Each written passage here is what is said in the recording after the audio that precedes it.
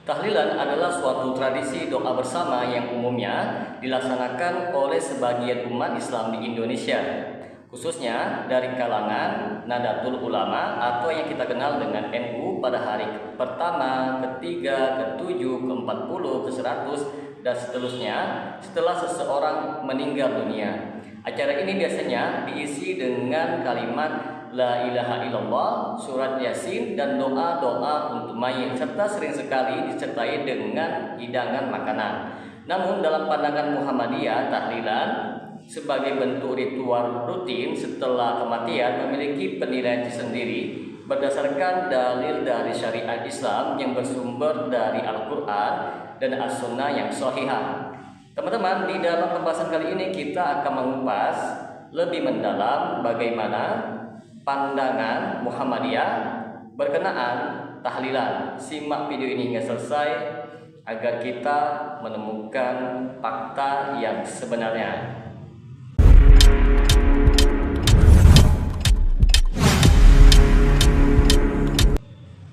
Assalamualaikum warahmatullahi wabarakatuh. Jumpa lagi dengan saya Rio Mulyadi di channel Manhaj Dakwah. Langsung saja teman-teman kita bahas. Muhammadiyah adalah gerakan tajdid, yaitu pembaharuan di dalam Islam yang berdiri pada tahun 1912 dalam bidang akidah dan ibadah. Muhammadiyah sangat menekankan pada pemurnian tauhid dan ibadah yang sesuai dengan dalil-dalil yang sahih, serta menolak segala bentuk bid'ah khususnya dalam ibadah mahdhah, yaitu ritual murni seperti sholat, zikir, dan doa, dan lain sebagainya. Landasan utama Muhammadiyah dalam menentukan sebuah hukum adalah Al-Quran, sunnah yang sahihah, lalu ijma' sahabat, serta qiyas yang muktabar. Yang jadi pertanyaan di sini, bagaimana pandangan hukum Muhammadiyah terhadap tahlilan? Yang pertama, tahlilan tidak ada dasarnya di dalam sunnah Nabi Muhammad SAW.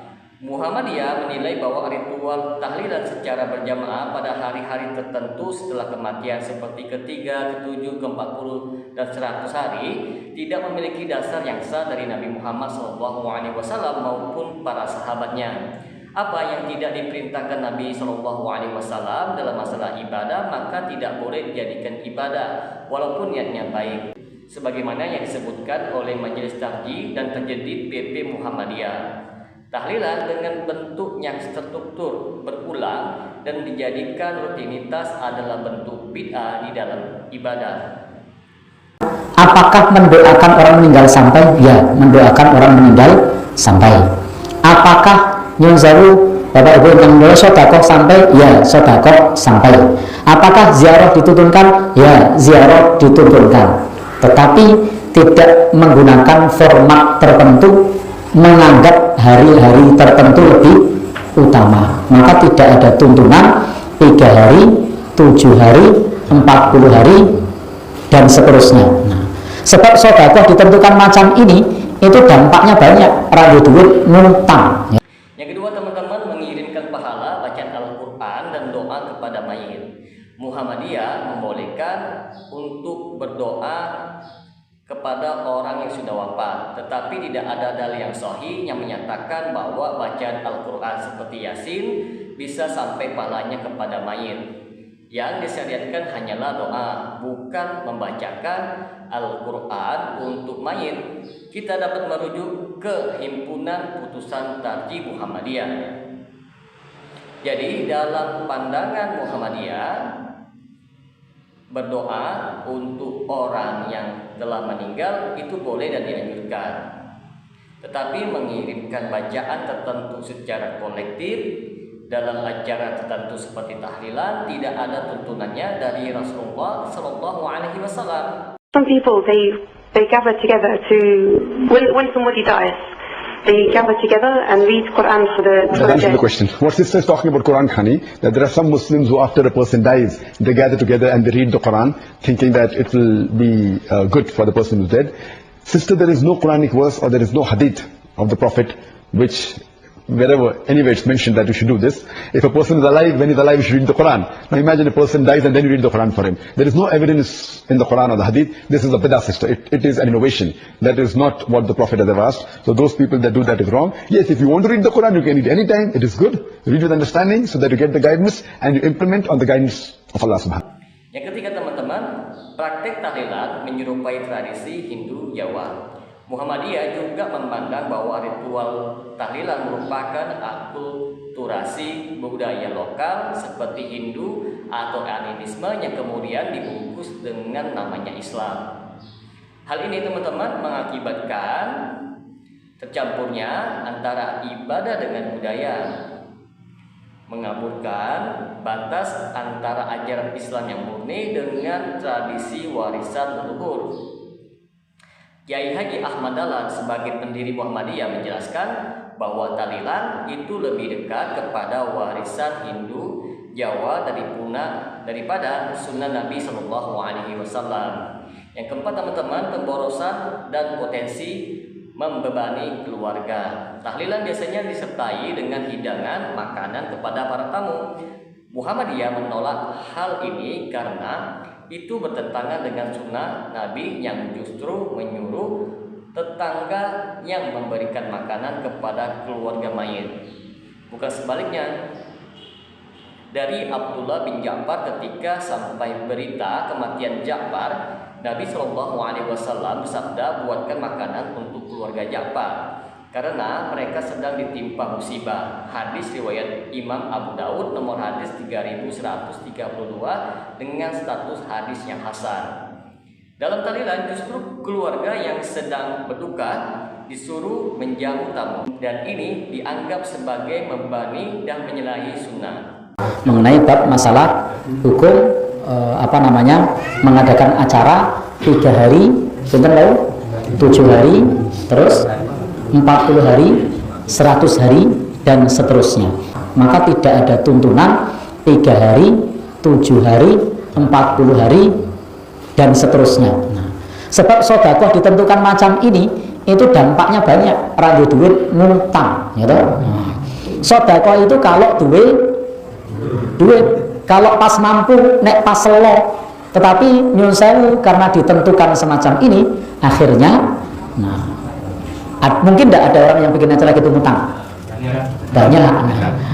Sedekah hukumnya wajib atau sunnah? Sunnah. Nek ngutang riba hukumnya halal atau haram? Haram. Berdasarkan keputusan Majelis Tarjih Muhammadiyah, maka tahlilan tidak disyariatkan dan termasuk ke dalam bid'ah. Itu dikarenakan beberapa hal.